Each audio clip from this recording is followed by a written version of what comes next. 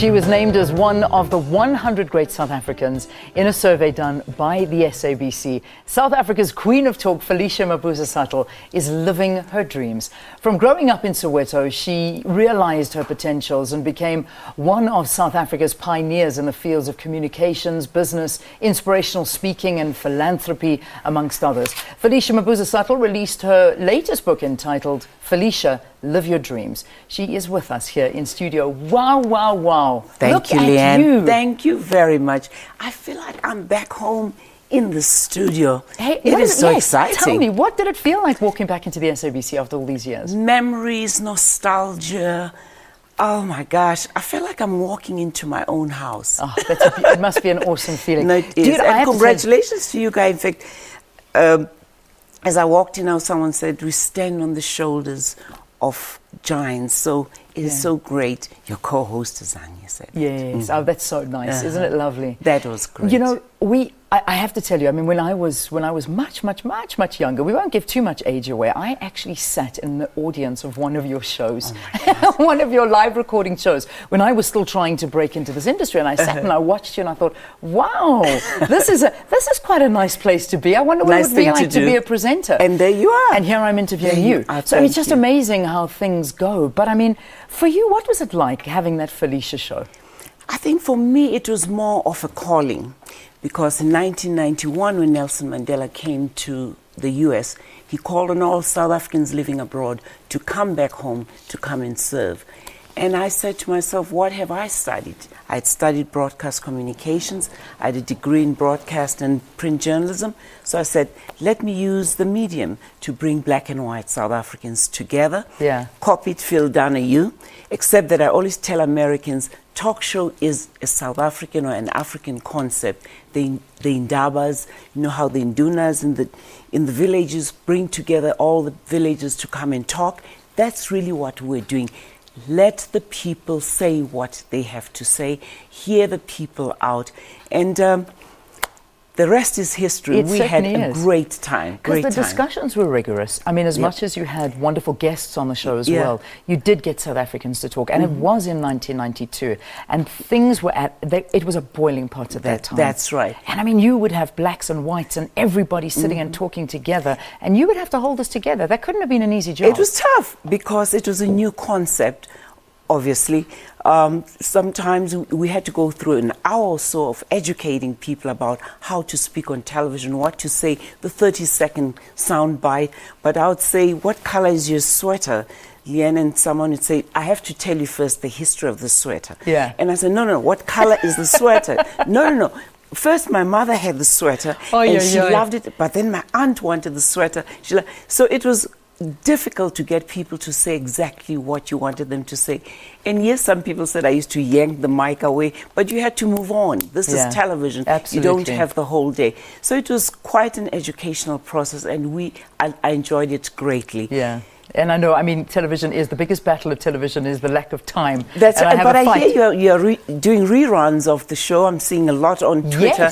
And I'm enjoying the tweets, especially from young people who say, wow, I wish we had something like this again.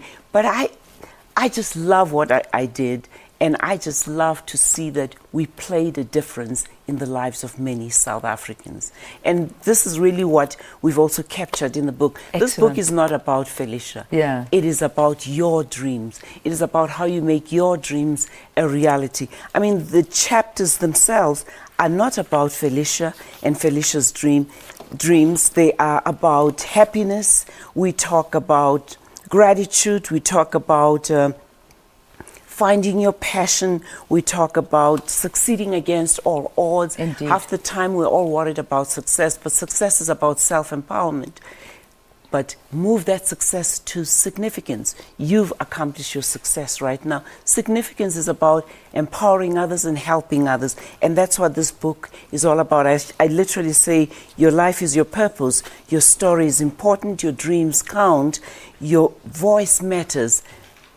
Live your dream And that's what the book is about. But so it's a completely different book to what you brought out previously, because your previous book was more about your life, your autobiography. That's and what I wanted. But this is the lessons learned through life, and people can take this. And like you say, I mean, it's about keeping your eye on the prize and talking more about what you've seen, unfair criticism coming from America, imposing American values on South Africans, and that Oprah wannabe, that perhaps you got that title somewhere along the line. I'd rather be a wannabe than a never been. I like that. I really like that. And you wanted to know what I use, by the way, to stay looking young. Yeah, that's you've got to give us this tip. How do you do it? Oil of delay. Delay. You should market it. But I told somebody that I'm on preferment. And they said, are you on retirement? I said, no, I'm on preferment. Preferment is doing only what I prefer to do. Yeah. Literally. I know it's a word I coined, played around, because people were trying to say I was on retirement. I'm not on retirement. And that's why I prefer to be with you and the lovely South African audience today. Yeah. And I mean, you just look at these photographs of the people that you've come across and met in your lives. And that's minus the oh, wow. Okay, I opened the page on Bill Cosby. No, that's the first picture I see, teaching Bill Cosby a South African dance. He was nice to you, wasn't he? He was good to me. Okay, good. Let's not go there. Let's not even go there. We won't bring up another story there. But now, you are living in America, right? Yes. What's it like? I miss home. My body is in America. My heart is in South Africa. I miss home. I'm not going to lie. I miss the warmth of our people. I miss the smiles. I miss the smells. I miss the scenery. I miss that Ubuntu. In fact, you talked about Archbishop Desmond Tutu. Yes. And it's his birthday today. A quote I learned literally from Desmond Tutu.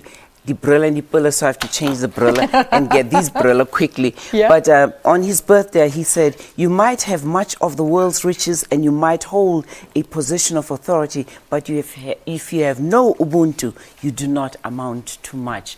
And that's what I would like to instill in young people. That's a beautiful way. That's what the book is also about. That's stunning. And the book is available in bookstores around the country? Yes, and I know that's the SABC copy, but I brought you a copy. Yay, you take that one back. I want this you. one. This is the signed copy, and that's the unsigned copy. That's right. Felicia, what a pleasure. Yeah, and what Such an honor to meet you, have you here in studio, and to have you visiting us back in South Africa. And thank you for being Hope to see you at Scoops on Thursday. Yes. We're signing books there. That's the signing. At 6:30. In Scoops, Sandton? That's right. Okay, and that's happening on Thursday. Yeah, at Monte Casino. Oh, at Monte Casino, I beg your pardon. Yeah. What time will that be happening? 6:30. Okay. And I'll be there. Excellent. Hugging and kissing. Well, if you can get down there, it'll be absolutely wonderful to see Felicia in the flesh, buy her book, get it signed, and live your dream, because that's what it's all about. All right, Phil, let's get you a quick...